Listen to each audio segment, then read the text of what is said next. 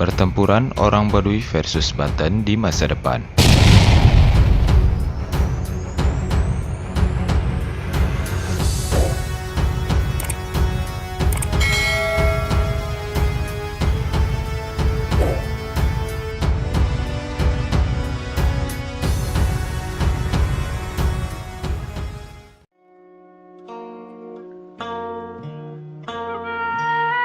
Orang Baduy atau orang Kanekes merupakan kelompok etnis masyarakat adat di wilayah Kabupaten Lebak, Banten.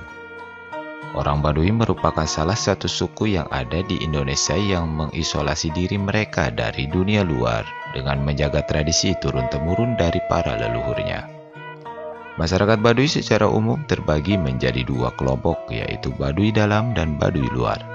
Baduy Dalam, mereka merupakan kelompok yang paling ketat dan mengikuti ajaran-ajaran para leluhurnya. Atau bisa dibilang Baduy Dalam adalah kelompok yang masih murni dan keramat. Ciri khas Baduy Dalam yaitu mereka menggunakan pakaian dan ikat kepala berwarna putih alami.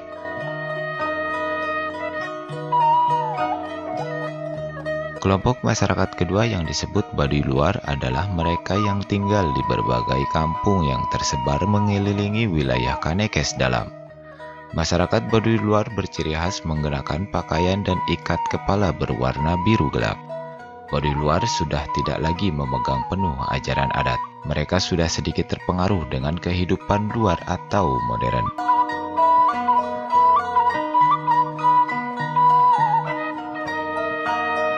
Kepercayaan masyarakat Kanekes yang disebut sebagai ajaran Sunda Wiwitan, yaitu ajaran leluhur secara turun-temurun. Menurut kepercayaan yang mereka anut, orang Baduy mengaku keturunan dan pengikut ajaran Batara Cikal atau Nabi Adam. Menurut cerita rakyat di Tetar Pasundan, asal-usul orang Baduy berkaitan erat dengan kisah pada masa kerajaan Sunda yang berpusat di Pakuan Pajajaran.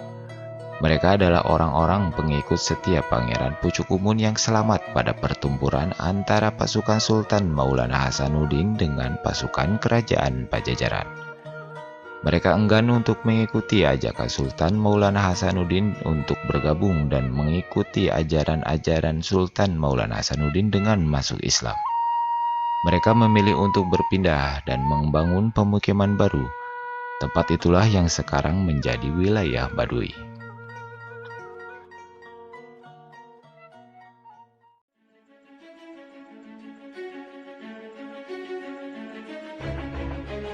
Ilmu kanuragan yang dimiliki orang Baduy sangat luar biasa dan tentunya sangat-sangat mematikan.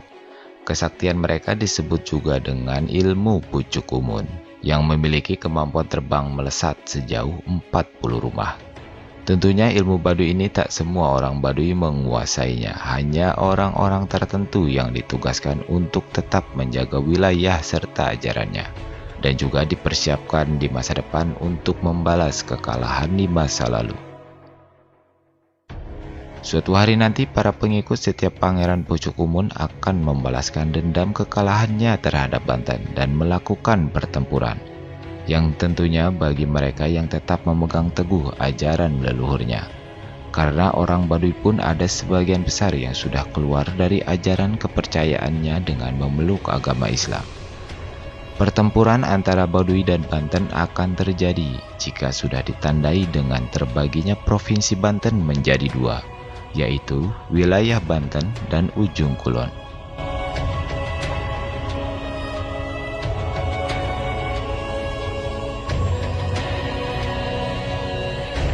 Kekuatan ilmu Baduy sangat sulit untuk ditandingi, tak bisa sembarangan orang untuk mencoba melawan mereka. Di masa lalu diceritakan ada seorang pemuda yang cukup mampu dalam beberapa hal keilmuan. Dia menguasai ilmu agama dan ilmu kanuragan yang dibilang mumpuni. Berbekal ilmu yang ia miliki, ia bertekad untuk berdakwah langsung ke kawasan pusat Baduy.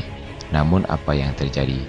Sebelum sempat berdakwah, dia sudah menghadapi Sang Puun atau kepala suku Baduy pada saat itu. Sang Puun hanya berkata, "Ilmu yang kamu miliki belum mampu untuk melawan kami. Kami bukanlah tandinganmu." Setelah itu sang puun hanya meniupkan angin dari mulutnya ke arah pemuda tersebut. Lalu sang pemuda lemas tak berdaya, kemudian ia pun gugur sebelum menjalankan niat mulianya itu.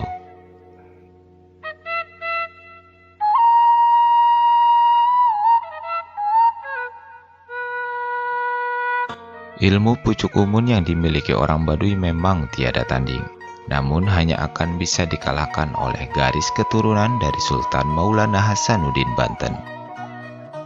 Memang sampai sekarang belum terlihat jelas siapa sosok yang bisa menghadapi orang Baduy tersebut.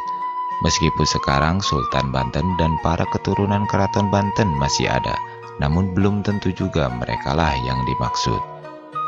Yang pasti, pada saatnya nanti orang Baduy turun gunung untuk membalaskan dendam dan melakukan pertempuran terhadap Banten, pada saat itu jugalah sang sosok panglima terpilih dari Banten akan muncul.